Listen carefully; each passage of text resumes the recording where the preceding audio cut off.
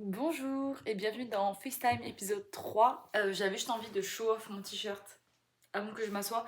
Je comptais absolument pas faire un épisode 3 aussi rapproché de l'épisode 2 parce que je trouve qu'il faut laisser un petit peu une marge et un petit temps entre. Mais sincèrement, j'ai vraiment besoin de parler de ça et quoi de mieux que YouTube, mon journal intime pour le faire. Donc j'ai envie de vous parler de l'organisation de comment prévoir un voyage. Donc c'est parti, on va en parler pendant les 30 prochaines minutes. Donc installez-vous, prévoyez-vous à boire, à manger. Pour ceux qui ne connaissent pas FaceTime, qu'est-ce que c'est? C'est une série que j'ai lancée qui a maintenant 3 épisodes avec celui-ci, où en gros ça consiste à faire une vidéo one shot et sans aucun montage, aucune retouche, aucun edit. Ce que vous voyez, c'est ce que je filme et c'est rien d'autre. Il n'y a pas de musique, il n'y a rien du tout. Donc let's go. Le sujet du jour, c'est bien planifier son voyage, comment bien planifier, où partir, comment faire, comment ne pas payer trop cher, parce que c'est une question qu'on m'a souvent posée, parce que j'ai beaucoup voyagé et je déteste cette phrase, mais est-ce que j'ai beaucoup voyagé? Je jure que j'ai un peu voyagé dans ma vie. Je sais pas à quel moment le nombre de pays définit la valeur du nombre de voyages. J'ai fait à peu près une quinzaine de... Est-ce que j'ai fait 15 pays? Je dis ça, mais s'il faut, j'en ai pas du tout fait 15, j'en ai fait bien moins. Ce qui me fait chier, très clairement, parce que j'ai envie d'avoir le plus de pays possible. Non, j'en ai fait 16. Ouais, youhou 16 incluant mon pays de naissance, donc techniquement 15. Mais bref, donc là n'est pas la question. Le truc, c'est que je pars en vacances prochainement et je suis en train de faire mes recherches pour mon futur voyage parce que je suis une freak des recherches et je vais vous expliquer comment je fais pour trouver des voyages pas trop chers. Je suis partie en Italie pour 200 balles pour 5 jours. Je suis partie à Malte pour genre 70 balles pour 3 jours. Euh, Au Maroc pour 150 balles. En Égypte pour une semaine pour 600 balles. Tout ça en euros et c'était le vol et l'hôtel compris. Donc, je vais vous raconter, vous donner mes petits secrets parce que je trouve ça super intéressant et je n'aurais cherché avant. Donc, j'ai plusieurs sites. Alors, par contre, je vais faire une petite... Michael, il est pas content. Je vais faire une petite parenthèse pour le boycott pour la Palestine. Je suis complètement pour. Par contre, malheureusement, il y a plusieurs des entreprises que je cite qui sont dans le boycott. Libre à vous, oui ou non, de boycotter et d'encourager ces entreprises. Malheureusement, j'apprécierais ne pas les encourager, mais c'est tout ce que j'ai trouvé pour trouver des bons endroits pas trop chers. Donc voilà, ça, la messe est dite, la messe est faite, on va pas débattre sur ça aujourd'hui, peut-être un jour, une prochaine fois, mais pour l'instant, c'est ça qui est ça. Alors, mon premier site pour réserver des vols, un que je trouve qui est très bon, si ça c'est uniquement une réservation de vol, tu cherches pas à réserver un hôtel ou quoi que ce soit, c'est qu'un vol, Google Flight. Google Flight pour réservation de vol, je trouve que c'est le plus simple. Tu tapes ton lieu de départ et ton lieu d'arrivée, et en fait t'as le calendrier. Après c'est vraiment con comme suggestion, il me semble, mais je vous jure que c'est vraiment le truc sur lequel j'ai acheté mes billets pour Vegas sur Google Flight. Et t'as ton calendrier, un exemple le mois d'octobre, et sur surtout ton mois, en fait, les prix en vert ça va être les moins chers, les prix en rouge ça va être les plus chers. À toi de sélectionner les prix en vert, payer le moins cher possible et partir. Une fois que tu choisis tes dates, en fait ils vont te mettre plusieurs moteurs de recherche, ils vont te mettre genre Expedia, GoToGate, Fly Easy, j'en sais rien. Ils vont te mettre plusieurs moteurs et sur un moteur en particulier ça va être moins cher. Voilà, moi c'est ce que j'ai fait pour mon voyage que j'ai réservé pour Vegas. Et puis ils m'ont mis sur GoToGate et GoToGate j'ai genre payé on va dire 50 balles de moins qu'un autre site. C'est pas grand chose, mais en voyage 50 plus 50 plus 50, ça s'additionne très vite. Donc voilà, je répète, pour réserver juste un vol, Google Flight. Pour réserver juste un hôtel, Booking. Booking, je trouve que c'est le meilleur endroit au niveau de réservation de juste une nuit d'hôtel ou deux ou trois. Enfin voilà, juste si on cherche pas à réserver un Airbnb, Booking, je trouve c'est le mieux. Bien évidemment, je suis un rat. Moi, je trie toujours par tarif le moins cher au plus cher. C'est toujours comme ça. Après, libre à vous de rechercher, parce qu'en fait, quand tu tapes juste un exemple, admettons une nuit, enfin du 12 au 16 à Las Vegas, ils vont te mettre les prix des hôtels et tu vas avoir le montant total pour en fait toutes les nuits que tu passes. Et il y aura les suggestions de Booking en premier. Donc les suggestions peuvent être chères, mais ça peut être des super suggestions. Je suis tombée sur des méga bonnes suggestions. D'ailleurs, je vais me renseigner à propos de ça pour mon voyage qui arrive. Mais pour vrai, recommandation, si vous avez plus de cash et si vous en avez un peu moins et que vous voulez économiser comme moi, tarif du moins cher au plus cher.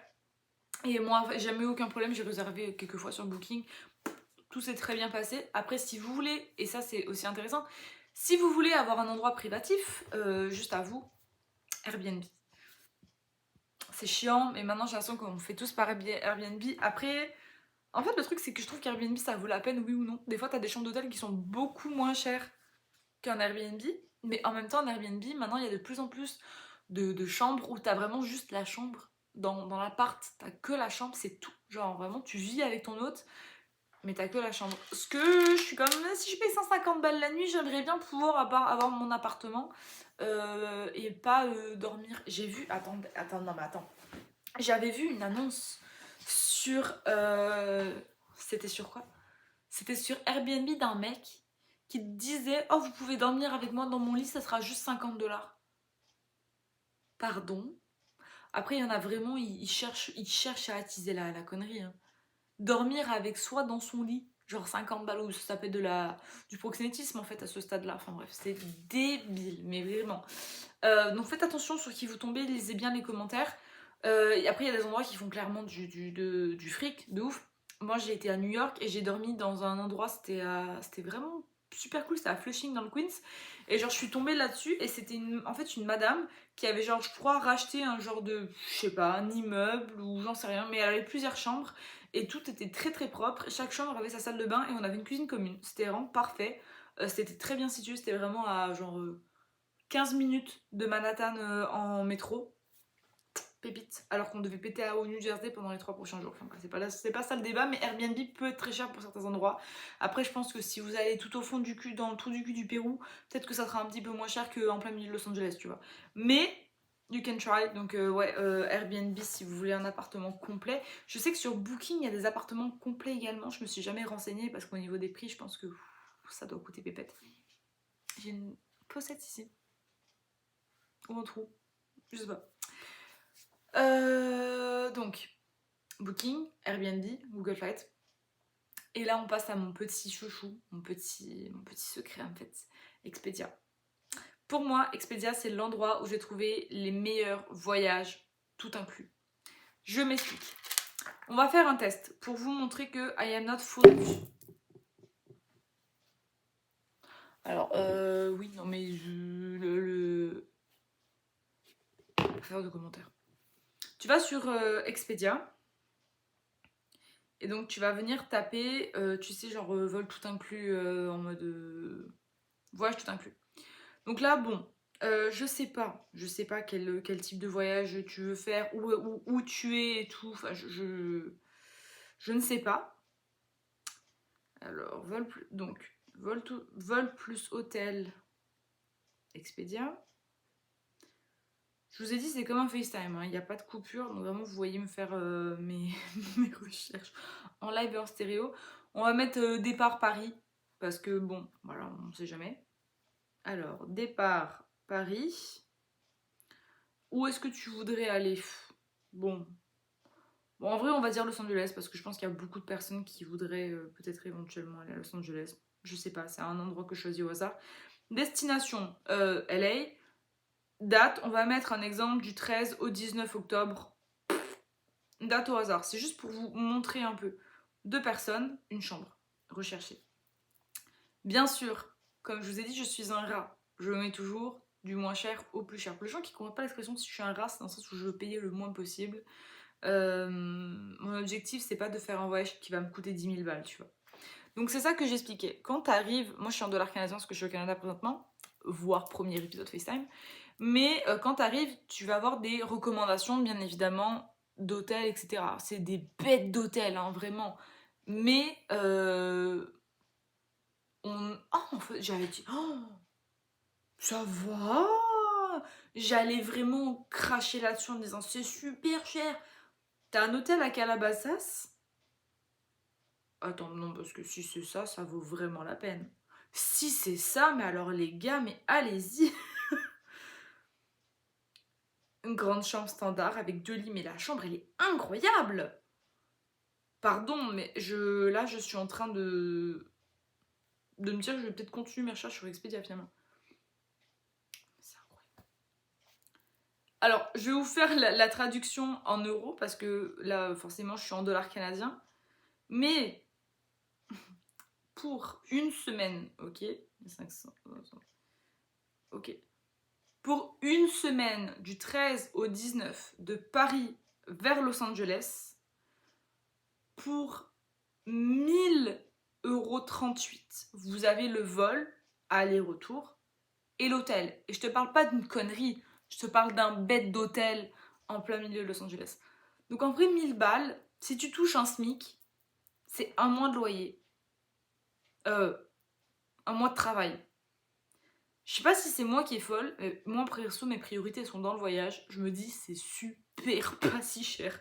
Après, oui, il y a la vie à mener là-bas, mais bon, je vais pas non plus t'expliquer quoi manger, où aller ou quoi faire. Ça reste que, sincèrement, c'est abordable. Vous me faites penser qu'il faut que je mette Universal Studios dans ma liste. Aïe, aïe. Le débat, est-ce que j'y retourne? Parce que c'était trop bien. Mais en gros, là, je voulais vous montrer en fait que voyager, c'est pas si cher. Et en plus, quand je vous disais c'était un bed d'hôtel, c'est vraiment genre un truc dans le downtown. C'était, non, même pas, c'était celui-là à Calabasas, le Hansa avec une grosse piscine, les belles arches et tout. Non, mais incroyable, incroyable. Et si je trie du coup du moins cher au plus cher, vous mettez trier du coup par ici prix croissant, confirmé. On va voir qu'est-ce que ça nous donne. Ben voilà, le moins cher. En fait, c'est ça le problème. Dans les moins chers, c'est que c'est souvent déjà pas allé. Là, c'est Rosemead, Bellflower, Whittier, Inglewood. C'est pas le meilleur, tu vois. C'est quand même cher pour ce que c'est. Comme là, un exemple à Long Beach, admettons, t'en as un noté 7,8 sur 10. 1314 $ canadiens. Donc ça fait 1314. Ça vous fait 874. Donc du coup, pour 300 € de plus, t'as vraiment un truc de ouf. Mais bref, toujours est-il que c'était pas un tutoriel de comment fonctionner sur Expedia, mais je trouve qu'il y a souvent des endroits que ça vaut la peine au niveau hébergement, au niveau vol. Là, j'ai vu vite fait, c'était genre un vol avec une escale, je crois en Floride, de genre 2 heures. C'est pas ouf. Et d'ailleurs, pourquoi est-ce que c'est pas ouf? Parce qu'il y a plein de gens qui connaissent pas encore le monde des escales et vraiment, c'est la pire chose. Essayez de vous débrouiller de trouver des escales de minimum 2 heures parce qu'en fait, si tu veux, tout dépend de l'aéroport où tu vas arriver. Si t'arrives dans un minuscule aéroport, je te prends l'aéroport de Toulouse, vraiment, c'est un tout petit aéroport, en vraiment 3 minutes c'est plié. Mais si t'arrives dans un aéroport comme Chicago, qui est un des plus gros aéroports des États-Unis, c'est un aéroport où tu dois prendre un bus en fait entre deux terminales. Je sais pas si tu te rends compte de la grandeur du truc. Donc clairement, ouais, je te conseille vraiment de prendre plus d'heures d'escale. Genre parce qu'au moins t'es chill et tu sais que tu vas arriver à ton terminal tranquille. Et si t'as un retard de vol, bon bah au moins tu sais que tu seras à l'avance. C'est pareil, bien sûr, toujours arriver au minimum syndical 3 heures à l'avance. Pourquoi? Parce que vous allez me dire, ah non, mais 2 heures c'est suffisant. Non, parce que maintenant on est rendu que, en tout cas à l'aéroport de Montréal, c'est que des robots partout. Et il y a genre 2 robots et il y a des files, mais alors des files de monde. Et il y a toujours genre Mamie Géraldine, excusez-moi toutes les Géraldines, mais toujours Mamie Géraldine qui ne sait pas comment l'appareil fonctionne. Donc elle ne comprend pas. Et du coup, elle ralentit toute la ligne. Et du coup, toi t'es là à attendre derrière Géraldine alors que t'as un bus qui part dans 6 minutes 30. T'es là, putain, dépêche-toi. Puis elle ne comprend pas. C'est vraiment ça. Donc pour le coup, vraiment arrivez plus tôt quoi. Ça vous coûte rien. Ça vous coûte littéralement rien. Et au moins tu sais que t'as la présence du fait que ton vol, tu vas pas le rater. Alors s'il est retardé, s'il est mal, je sais pas, s'il y a une raison, au moins t'es quand même là. Et c'est comme aussi, et ça c'est quelque chose que je pense que les gens n'ont pas conscience, et faut que les gens s'en rendent compte, le surbooking. Je pense qu'il y a beaucoup de personnes qui ne savent pas ce que c'est et c'est quelque chose qui littéralement existe réellement. Le surbooking, ça consiste à vendre plus de places dans l'avion que de places réellement disponibles. Donc il y a 150 places dans l'avion et ils vont en vendre 180. Pourquoi? Parce qu'ils s'attendent que 30 personnes ne viennent pas. Au moins. Mais ces 30 personnes, ils vont pas venir, ils vont pas annuler, donc ils vont avoir, là je 30 personnes c'est un peu extrême, mais ils vont avoir le cash de ces 30 personnes qui sont pas venues. Et c'est ça le surbooking.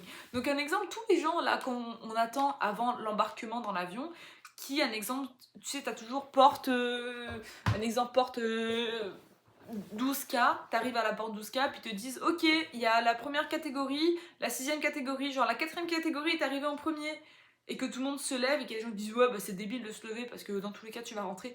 Ah non mon coco, non, tu peux avoir du surbooking jusqu'à l'embarquement, il y a des gens qui se sont déjà fait refuser leur embarquement parce que le surbooking était vraiment... Après je sais pas si t'as du surbooking, si tu peux genre dire, contester, dire oh genre j'ai payé mon billet, tu vas me rembourser. Je sais pas, je m'y connais pas suffisamment parce que j'avoue, je suis toujours très parano. Moi, je suis du genre à vérifier mon passeport toutes les 2 minutes, à croire que vraiment le passeport, il a ouvert la poche et il est parti avec ses petites jambes. Mais je suis flippée, vraiment. Donc, je vérifie ça toutes les secondes, je vérifie mon téléphone toutes les secondes, je vérifie, mais je suis insupportable. Mais au moins, je sais que j'ai tout. Ça, j'oublie jamais rien. Touche du bois. Touche du bois. Mais non, pour le coup, ouais, le surbooking c'est important. Donc faites attention à ça. Booking, Expedia, Google Flight, Airbnb, arriver 3 heures à l'avance. Ah oui, alors comment bien voyager aussi, toujours dans les mêmes astuces. À la douane, prenez le temps de faire les choses avant chez vous. Tu sais, quand ils te disent pas de produit de plus de 100 ml, respecte-le. Parce qu'après, si tu veux, si t'es pressé, ils vont te faire ouvrir ta valise. Ta valise que je suppose qui va être difficile à ouvrir. Tout va se péter la gueule parce que tout est rempli. Puis ensuite, ils vont tomber sur le liquide. Ils vont te dire ça, madame, vous l'avez pas mis. Ah, pardon, ça, vous l'avez pas mis. Oh, désolé. Et à un moment donné, moi j'étais à l'aéroport d'Édimbourg et il y avait un monsieur devant moi qui avait 2 sacs plastiques transparents qui sont fournis par l'avion, qui sont fournis normalement par l'aéroport. Si t'en as chez toi, génial. Faudrait que je vous montre une taille. C'est peut-être c'est la taille à peu près du manche. Un sac, voire même plus petit. Donc t'as pas espace limité. Et j'avoue, même moi, je trouve que c'est un peu chaud de savoir, genre un exemple, les rouges à lèvres, les blushs. Je sais toujours pas où ça va, parce qu'en vrai, si ça va pas dans le liquide, c'est super, je peux en emmener plus, mais alors si ça va dans le liquide, vraiment, je n'aurai pas grand chose. Bref. Toujours est-il que prévoyez ça, parce que ce pauvre monsieur, il avait 2 sacs, et la dame l'a dit, il faut que tout rentre dans un seul sac, et vous devez vous débarrasser du reste. Il a dû tout jeter, quasiment, tout jeter de son 2e sac. Ça fout le seum de l'espace, vraiment. À quel point maintenant les produits de toilette, genre les toiletries, coûtent très cher. Donc faites gaffe à ça. Bon, après ça c'est un classique, ayez de la batterie sur votre téléphone. Excusez-moi, c'est mon frigo. Ayez votre carte d'embarquement, ayez une batterie externe au besoin. Il y a certaines batteries au lithium qui fonctionnent pas au niveau des rayons X. Soyez patient bon, je vais pas vous apprendre à vivre non plus, tu vois, j'ai envie de te dire soyez patient avec l'équipe du personnel parce que souvent franchement c'est compliqué. Après sincèrement le stress que c'est moi le portail de sécurité ça me met toujours un méga stress alors que genre je sais que je n'ai rien à me reprocher mais j'ai l'impression d'être un fou, j'ai l'impression d'être un fou qui doit passer avec vraiment j'allais dire un terme je crois censuré par YouTube alors je peux pas vous l'avez fait passer. Mais non, sérieusement, ouais, faites attention à ça. Et surtout, après, bon, ça, c'est des recherches qui sont assez simples aussi. Une astuce, c'est vraiment, mettez-vous en navigation privée. J'ai entendu dire, ma mère me répète souvent, fais attention, faut que tu te mettes à 4h, faut que tu regardes à 4h du matin, c'est là où les prix sont les moins chers. Je sais pas si c'est vrai, honnêtement, j'ai jamais testé la véracité des propos que de se connecter à 4h du matin sur Booking et réserver son hôtel. Ça m'est jamais arrivé. Réserver son vol, pardon. Peut-être. Il y a beaucoup de comptes TikTok qui vous diraient ouais, si tu réserves entre 4h12 et 4h15, tu vas trouver des choses. Moi, je me réserve un peu à l'heure que je veux, que ce soit matin, soir, après-midi, nuit. Enfin, je m'en fous un peu, quoi. Je réserve quand je veux et quand je trouve que les prix sont abordables également, je regarde 2-3 fois et je regarde toujours 2-3 fois en navigation privée. Parce que si vous savez pas ce que c'est la navigation privée, à quoi ça sert, c'est que si tu recherches sur Google et admettons tu es connecté sur un compte Google, ils vont voir tes recherches et vont te proposer en fait comme un exemple. Ah, t'as fait une recherche pour Montréal, tiens, un autre prix et un autre prix. En fait, s'ils voient que tu recherches beaucoup, ils vont augmenter les prix au fur et à mesure. C'est chiant, mais c'est vrai. Et voilà, je vais pas faire ma conspirationniste, mais les téléphones nous écoutent, hein, très clairement. Tu dis Siri, ton téléphone il s'allume. Ah, il a pas fait, bravo. Mais non, sérieusement, tu sais, le téléphone il t'écoute, donc littéralement, tu parles d'un sujet tout le temps, tu vas dire genre vol Toulouse, et le lendemain tu vas avoir des pubs pour un vol Toulouse, ou si tu fais 2-3 recherches, ah, c'est finito pipo, t'auras que ça pendant des semaines. Donc très clairement, ça, tu peux l'utiliser à ton avantage comme l'utiliser à ton inconvénient. Moi je sais que, genre même mes pubs Insta par moment donné, c'était vraiment des voyages, j'étais en mode ok, faut qu'on se calme, parce que là ça devient too much. Mais navigation privée pour faire ses recherches, c'est la base. Et ensuite, moi, comment je fais, je vais vous montrer comment je fais pour prendre mes notes de voyage. Donc, je vais vous prendre, admettons, mon voyage à New York. Comme il est passé, je peux vous montrer plus d'informations, j'ai pas de problème. Alors, New York, juste ici, je fais toujours tout ça dans mes notes. Ça, pour moi, ça, c'est mon saint Graal. Genre, je fais ça à chacun de mes voyages, je peux vous en montrer plusieurs.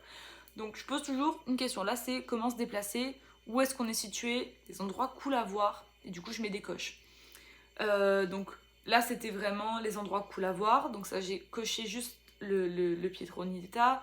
Où est-ce qu'on mange? J'ai coché quand j'avais besoin. Sur les friperies, là c'était oh, est-ce que tu veux un café? On n'a pas été dans aucun café que j'ai noté. Les endroits Instagrammables, tu vois, on a juste fait 4 endroits sur à peu près 12-13.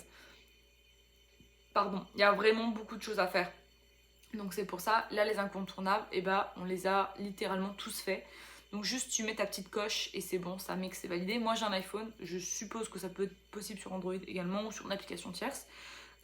Et donc voilà, puis après je cherche aussi sur les autres réseaux sociaux, comme là un exemple, il y avait TikTok, et TikTok faisait ton itinéraire. Donc j'avais juste noté l'itinéraire que TikTok m'avait fait, je me suis dit, bah tu sais quoi, peut-être que j'irai, dépendamment de l'itinéraire TikTok, ça me donne une nouvelle idée, ça me donne une nouvelle perspective, donc pourquoi pas essayer. Et donc ça c'est vraiment ma façon de procéder. Je perds jamais ça, quand je pars avec une amie, je lui transfère via AirDrop, comme ça elle a le même itinéraire que moi, si moi je le perds, elle l'a, et je l'ai sur mon iPad. Comme ça je me dis, je perds pas tout, en plus quand j'ai des liens, des réservations, et surtout, c'est important, ayez toujours le nom de où vous dormez sur votre téléphone, l'adresse, dans des notes. Si vous n'avez pas internet et que vous êtes dans la Myrda, au moins vous avez juste besoin de sortir votre téléphone et dire ah oui, c'est vrai, je suis à l'avenue Fox et au, je sais pas, 3ème avenue. C'est important, je vais vous en montrer, admettons, sur un autre voyage en Égypte. Voilà, pareil, toujours Égypte, la date, où est-ce qu'on loge, et ensuite on entame. Comment avoir internet, je m'étais noté du coup comment l'avoir, les endroits instagrammables, les déplacements, comment ça fonctionne au niveau des Uber, les endroits incontournables.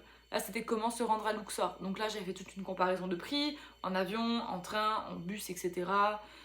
Pareil, bah voilà, un exemple là c'était le Maroc. Mais voilà, c'est ce que je dis toujours, c'est toujours la même chose. La date, l'hôtel, là c'était comment venir de l'aéroport, tous les incontournables, les instagrammables. Là c'était admettons quel hammam choisir, parce que c'était connu à Marrakech, les cafés cute. Ça c'était moi personnellement, comme je suis végétarienne, il y a plein de pâtisseries que je pouvais pas manger, donc j'avais noté toutes les pâtisseries que je pouvais manger.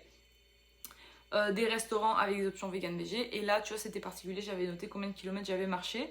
Tu vois le dimanche 20, lundi 14, mardi 11 et mercredi 14. Voilà. En moyenne, je fais environ entre 10 et 20 km par jour en voyage.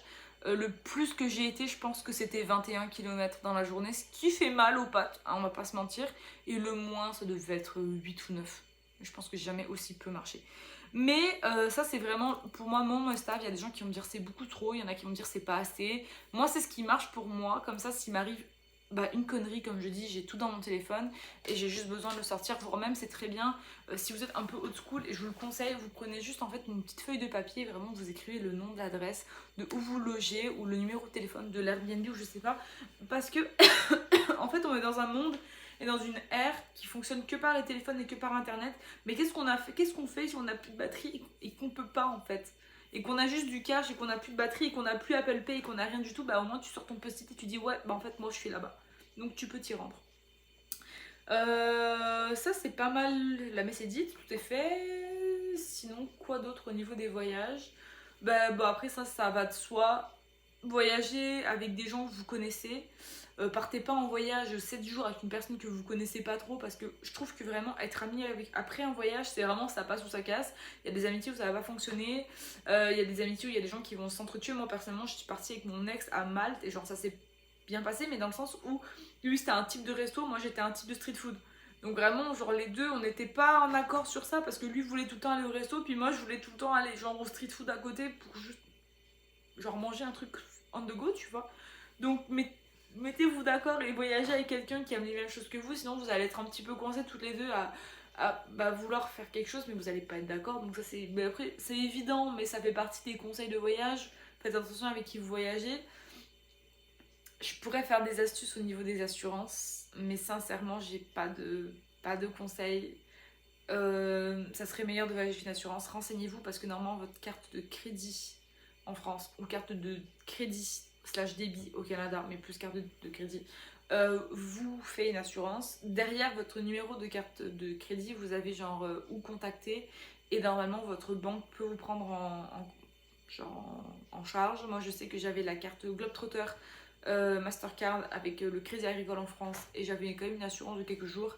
Et en plus, comme c'était. Ah oui, c'est ça, putain, ça c'est un truc dont je parlais, il me reste 5 minutes. Et après ma demi-heure est complétée. Renseignez-vous sur les frais bancaires. Moi, je sais qu'avec cette carte-là, je n'avais pas de frais bancaires aux États-Unis, donc il n'y avait aucun frais, il y avait juste la conversion qui se faisait, mais c'est très très similaire.